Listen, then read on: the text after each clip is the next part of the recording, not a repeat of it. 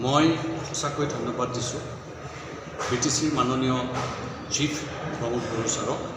এই কনক্লেভখনে ইয়াৰ যিসকল অফিচাৰ্ছ আছে, NGO আছে, লিডিং চিটিজেন্স আছে আৰু ইচ্ছুক ব্যক্তি আছে শিশুৰ হৈ কাম কৰিবলৈ, তেওঁলোকক যথেষ্ট অনুপ্ৰাণিত কৰিব, সহায় কৰিব, তেওঁলোকক মেণ্টেল ছাপোৰ্ট দিব যে শিশুৰ হৈ কাম কৰিব।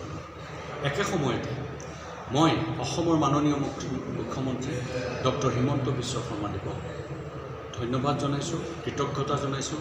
তেখেতেও সমগ্ৰ অসমত শিশুৰ সুৰক্ষাৰ কাৰণে, শিশুৰ ছিকিউৰিটিৰ কাৰণে যথেষ্টখিনি পদক্ষেপ হাতত লৈছে।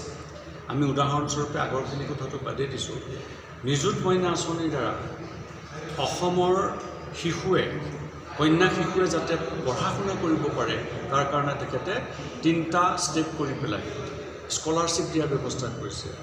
যে স্কলাৰশ্বিপ ঠিক নহয়, সহায় কৰিছে, যাতে ফাইনেন্সিয়েলি তেওঁলোকে যেতিয়া পঢ়া শুনা কৰিবলৈ কিতাপ পাব, কাপোৰ পাব আৰু অহা যোৱা কৰাৰ কাৰণে পকেট খৰচ পাব, তেতিয়াহ'লে নিশ্চয় কোনো ছোৱালীয়ে পঢ়া শুনা নকৰি বাল্য বিবাহক সন্মতি নিদিব।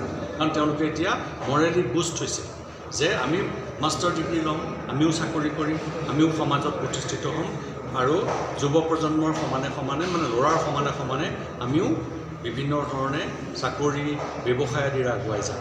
গতিকে মাননীয় মুখ্যমন্ত্ৰী ডক্টৰ হিমন্ত বিশ্ব শৰ্মাদেৱৰ যি প্ৰচেষ্টা, আমি সঁচাকৈয়ে শলাগ লৈছোঁ আৰু তেখেতৰ এই প্ৰচেষ্টাত যাতে সঁচাকৈয়ে এই প্ৰচেষ্টা সফলিত হয় তাৰ কাৰণে আমি সকলোৱে ব্যক্তিগতভাৱে আৰু অফিচিয়েলি, আনঅফিচিয়েলি অৰ্গেনাইজেশ্যনৰ ফালৰ পৰা আমি ছাপোৰ্ট কৰিব লাগে। বাল্য বিবাহ অসমৰ পৰা মষিমূৰ কৰাৰ ক্ষেত্ৰত 2026 চনৰ ভিতৰত বাল্য বিবাহ শূন্য অসম কৰিবলৈ তেখেতৰ যি প্ৰচেষ্টা, সেইটো এক বিৰল উদাহৰণ। আৰু কমিশ্যনৰ চেয়াৰপাৰ্চন হিচাপে ময়ো এই তেখেতৰ এই কামত, তেখেতৰ এই প্ৰতিশ্ৰুতিত হাত উজান দিছোঁ। মোৰ মেম্বাৰসকলকো মই অনুৰোধ কৰিছোঁ, আমি বিভিন্ন ধৰণে বিভিন্ন জিলাত গৈ আমি ইয়াৰ ওপৰত কাম কৰিছোঁ, বাল্য বিবাহৰ ওপৰত, চাইল্ড লেবাৰৰ ওপৰত কাম কৰিছোঁ, চাইল্ড এডুকেশ্যনৰ ওপৰত কাম কৰিছোঁ।